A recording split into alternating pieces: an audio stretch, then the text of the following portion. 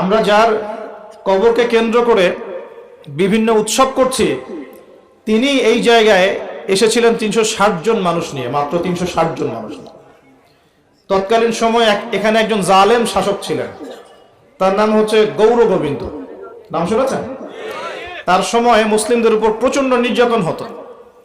এক ব্যক্তির সন্তান জন্ম হওয়ার ঘটনায় সে গরু করে মানুষকে খাওয়াতে চেয়েছিল, এতে করে তার সন্তানকে তার চোখের সামনে মেরে ফেলা হয়েছে। এগুলো ইতিহাসে লেখা আছে, আমরা পড়েছি, আল্লাহ ভালো জানেন, আমরা এগুলো হিস্ট্রির মধ্যে পড়েছি।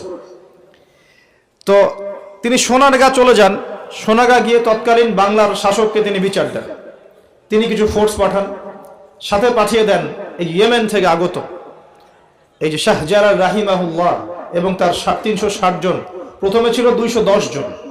রাস্তায় আস্তে আস্তে আস্তে আস্তে দাওয়াতি কাজ করতে করতে করতে করতে আরো বেশ কিছু অনুসারী তার হন, তার হাতে বায়াত গ্রহণ করেন এবং 360 জনের একটা বাহিনী তিনি গঠন করেন।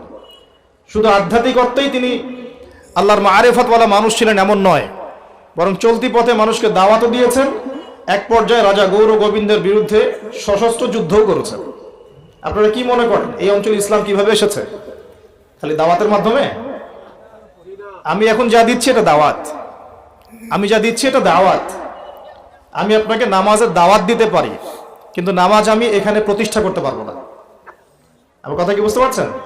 কিন্তু ওমর রাদিয়াল্লাহু আনহুর যুগে নামাজ প্রতিষ্ঠিত ছিল। কেউ নামাজ না পড়লে শাস্তি প্রদান করা হতো। যখন আপনি নামাজ না পড়লে মুসলিমদেরকে শাস্তি দিতে পারবেন, বলে বিনা ওজরে নামাজ পড়ছে না, নামাজের ওয়াক্ত হয়ে গেছে, হাইয়া আলাস সালাহ, আজান হচ্ছে, দোকান খুলে ব্যবসা করছে, যখন ওই দোকানে গিয়ে চার্জ করতে পারবেন তখন সালাত কায়েম হয়েছে। এখন আমরা সালাতে দাওয়াত দিচ্ছি, ভাই নামাজের দিকে আসেন। বিগত 100 বছরের অবস্থা আমি ব্যাখ্যা করবো ইনশাল্লাহ সামনে, এটা বলে ছড়ি। তিনি শুধু দাওয়াতই দেন নাই, মানুষের আধ্যাত্মিক বিষয়গুলো পরিবর্তন করেছেন। তার অনুসারীদেরকে নিয়ে সেখানে এসেছেন। ইতিহাসের বইগুলোতে লেখা আছে সেই রাজা জাদুবিদ্যায় পারদর্শী ছিল, জাদুবিদ্যায় পারদর্শী ছিল। ব্রহ্মপুত্র নদী থেকে শুরু করে সুরমা পর্যন্ত প্রত্যেক নদীর নৌযান তিনি বন্ধ করে দেন, যাতে শাহজালাল রাহিমাহুল্লাহ এখানে আসতে না পারে। যখন ইমানের সৈনিকরা মাঠে নামে তখন কুফররা ভয় পায় না? পায় কি পায় না? তো তারাও ভীত ছিল তখন, কারণ যখন আপনি জুলুম করবেন কারো উপরে না, তখন অটোমেটিকলি আপনার মনের মধ্যে একটা ভয় কাজ করবে। যখন আপনি কারো প্রতি জুলুম করবেন অটোমেটিকলি মনের মধ্যে একটা ভয় কাজ করবে আপনার। যখন আপনি শিরক করবেন মনের মধ্যে ভয় কাজ করবে। যখন আপনি নবী সুন্নতের খেলাফ চলবেন, ইসলামের এগেইনস্টে শত্রুতা করবেন, মনের কোথায় জানি একটা অজান্তে একটা ভয় কাজ করবে, না জানি আল্লাহ কবে আমাকে ধরেন, হবে না? আর যখন আপনি ভিতর থেকে পবিত্র এবং ভিতর থেকে শক্ত, যে না আমি ইমানের উপর আছি, আল্লাহর হুকুম আহকাম পালন করছি, নবী সুন্নত মেনে চলছি, ইসলামের দাওয়াত দিচ্ছি, আপনার ভিতরে কোথায় জানি একটা কনফিডেন্স থাকবে যে আল্লাহ আমার সাথে আছে। আর কেউ থাক না থাক, আল্লাহ আমার সাথে আছে। দুনিয়াতে না হোক, আল্লাহ পরকালে আমার সাথে আছে। দুনিয়া আখিরাত উভয় জাহানেই আল্লাহ পাক সাথে থাকবেন ইনশাআল্লাহ। তো জাদুবিদ্যা কাজ করলো না। বলা হয়, এটা সত্য মিথ্যা আমরা জানি না, বলা হয় যে নৌযান ছাড়াই আল্লাহ পাকের কুদরতে, আল্লাহ পাক তার কুদরত কিন্তু তার বান্দার মধ্যে প্রকাশ করতে পারেন যাকে ইচ্ছা। তিনি নদী পার হয়েছেন, তার সৈন্যদেরকে নিয়ে পার হয়েছেন, তা বলা হয়ে থাকে। আল্লাহ ভালো জানেন, আমরা সত্য মিথ্যা বলতে পারবো না। এরপরে এখানে সর্বশেষ যেটা পদক্ষেপ নেওয়া হয়েছিল, লোহা দিয়ে জাদু করা হয়েছে, শিল দিয়ে জাদু করা হয়েছে।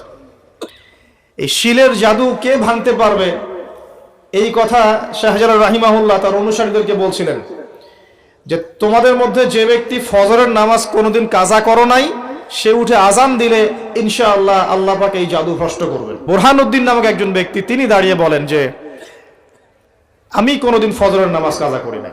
চিন্তা করতে পারেন,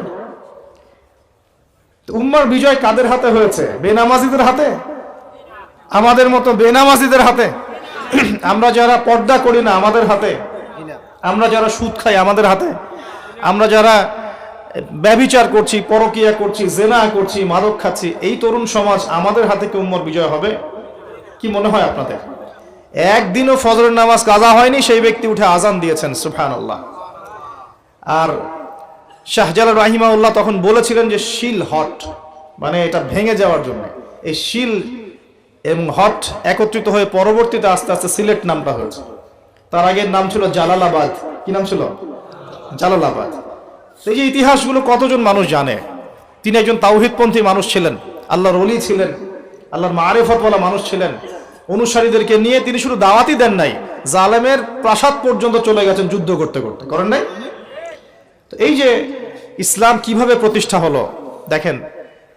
আর শেষের 100 বছরে কি হলো? ওই 1200 বছরের ইতিহাস আমরা ভুলে গেলাম, কি হলো শেষের 100 বছরে? আমি আপনাদেরকে ফাইন্ড আউট করছি। দেখুন, লাস্ট 100 বছরে আমাদের মুসলিম উম্মার প্রথম যে সমস্যাটা হয়েছে এটা হলো আমরা কোরআন এবং সুন্নাহর যে পরিপূর্ণ জ্ঞান অর্জন, এই জ্ঞান অর্জনের পিছনে পর্যাপ্ত মেহনত করছি না। এটা 1 নম্বর পয়েন্ট। আমরা কি সবাই কোরআন পড়তে জানি? হলফ করে বলতে পারবেন প্রত্যেক ব্যক্তি, আপনারা যারা শুনছেন আমার লেকচার, সবাই কোরআন তেলাওয়াত করতে পারেন বিশুদ্ধ করে?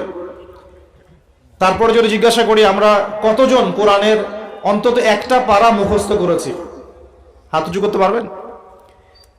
তারপর যদি প্রশ্ন করি আমাদের মধ্যে কতজন জীবনে একটা বার, অন্তত একটা বার আলিফ লাম মিম থেকে মিনাল জিন্নাতি ওয়ান নাস পর্যন্ত অর্থ সহ পড়েছি অন্তত একবার আল্লাহর কিতাব, হাত উঁচু করতে পারবেন? আমাকে উত্তর দেন। তাহলে বিগত 100 বছরের উম্মার অবস্থা এমন হবে না কেন? আমরা এমন একটা জায়গায় বসে আছি যে আমরা সবাই নবীর সুন্নত অনুযায়ী দাঁড়িয়েও রাখছি না।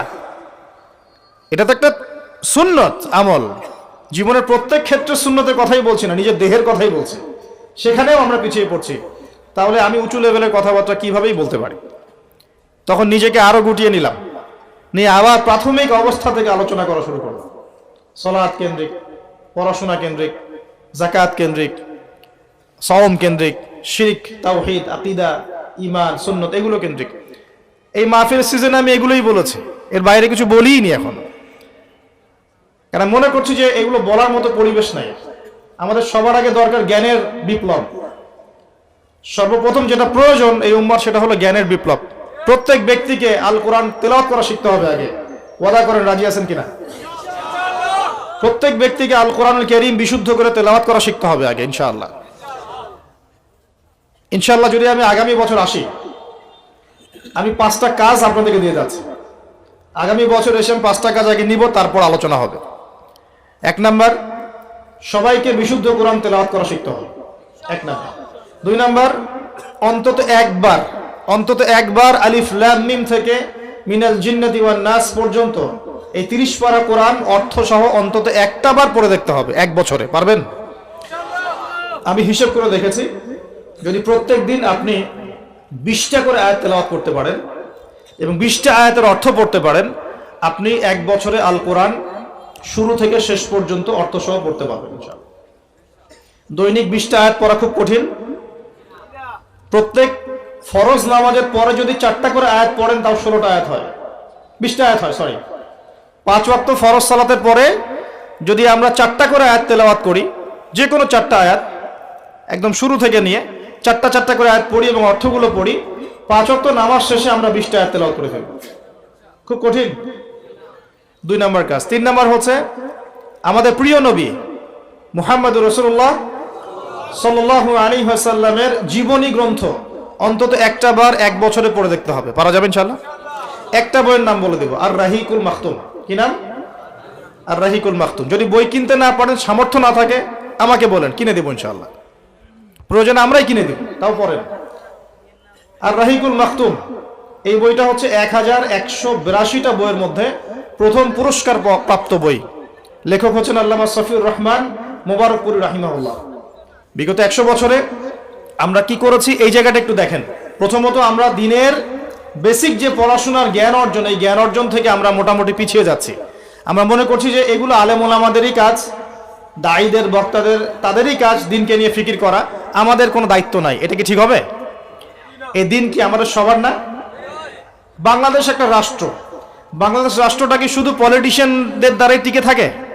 এখানে সাধারণ জনগণ আছে, পুলিশ প্রশাসন আছে, যুবক যুবতী আছে, শিশুরা আছে, বিভিন্ন অর্থনৈতিক সেক্টরে মানুষ আছে, ফাইন্যান্সের ক্ষেত্রে মানুষ আছে, মিলস, ইন্ডাস্ট্রিজ, ফ্যাক্টরিজ আছে, অনেক কিছু আছে। সবকিছু মিলেই কি একটা জাতি না? এখন যদি মোট একটা অংশের মানুষ দায়িত্ব ছেড়ে দেয়, শুধু প্রশাসন বলে যে আমরা দায়িত্ব পালন করবো না, আপনারা বোঝেন, তাহলে এই পুরো দেশের সিস্টেমটা কলাপস করবে না? শুধু ব্যাংকিং সিস্টেমের মানুষরা যদি বলে আমরা আর ব্যাংক চালাবো না, আপনারা চালান, যা করেন করেন, এই দেশের ইকোনমিক সেকশনটা কলাপস করবে না?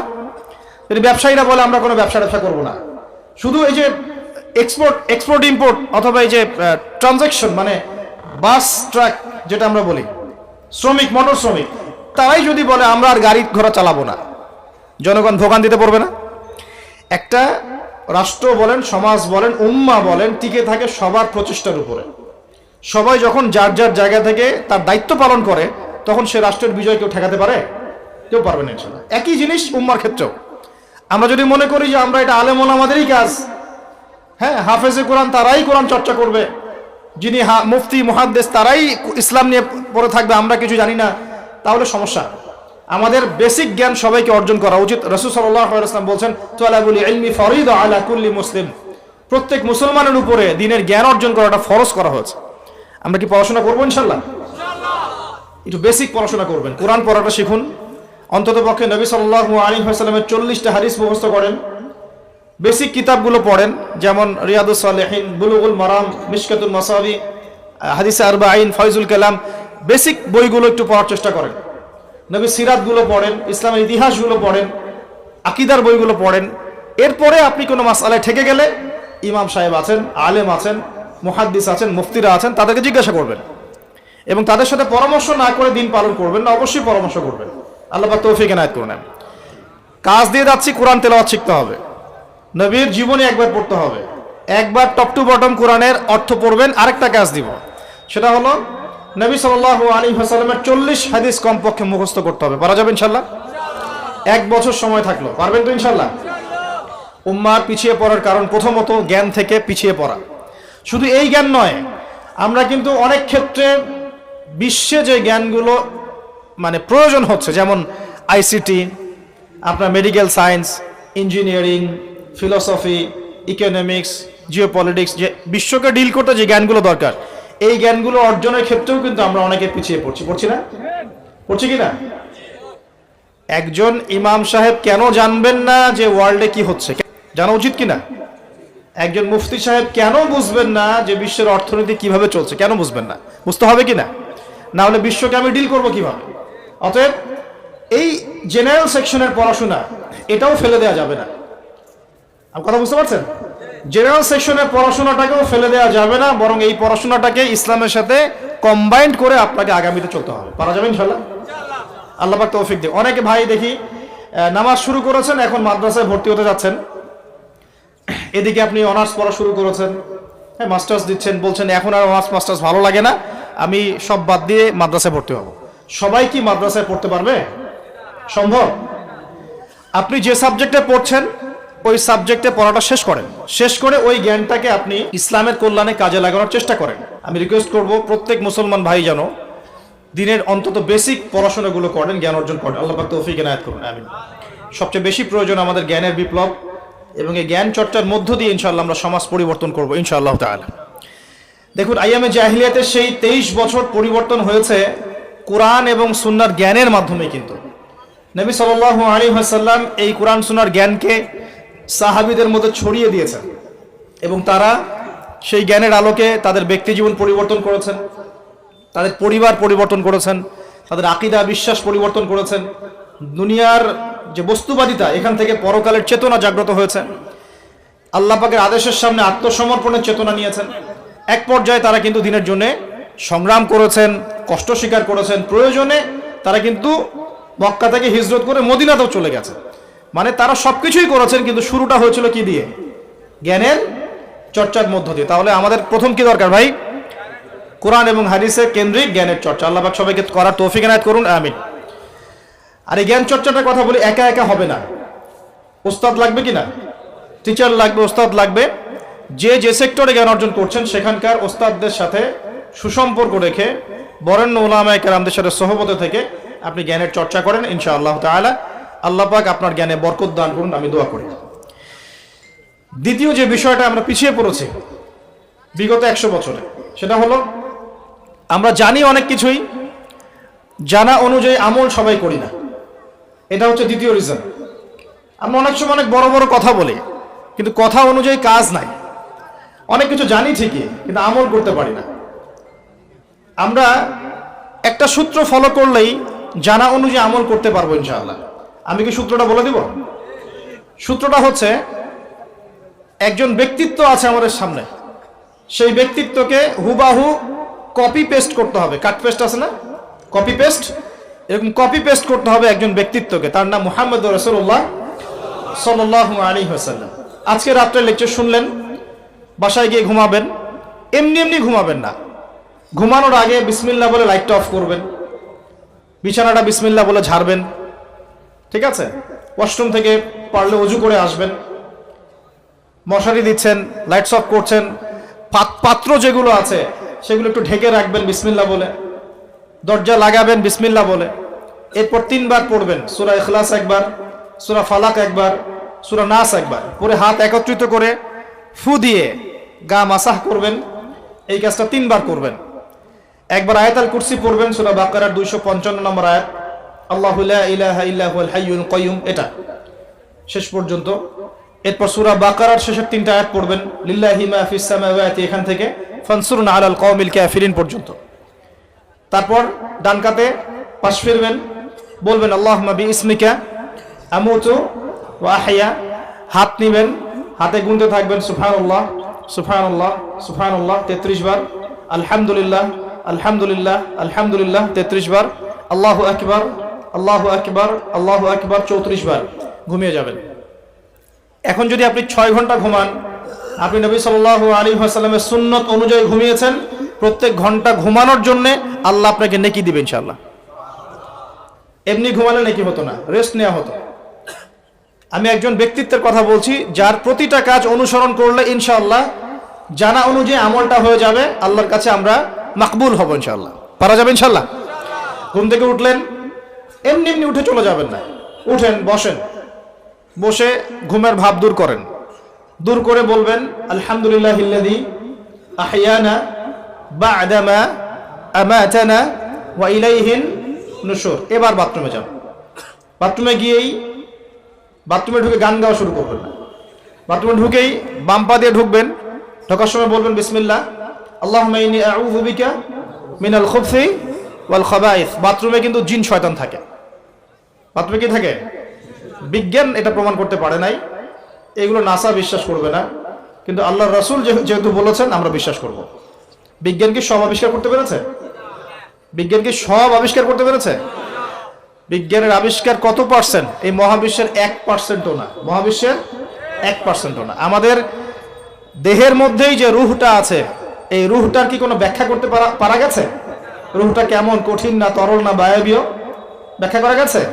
ইয়াসআলুনাকা আনির রূহ কুলির রূহু মিন আমরি রাব্বি ওয়া মা উতীতুম মিনাল ইলমি ইল্লা কলিলা। আল্লাহ পাক বলছেন, হে নবী, তারা তোমাকে রূহ সম্পর্কে জিজ্ঞাসা করে, আত্মা সম্পর্কে জিজ্ঞাসা করে, তুমি বলে দাও এটা তোমার রবের আদেশ মাত্র। রবের আদেশে এসেছে, আদেশেই চলে যাবে।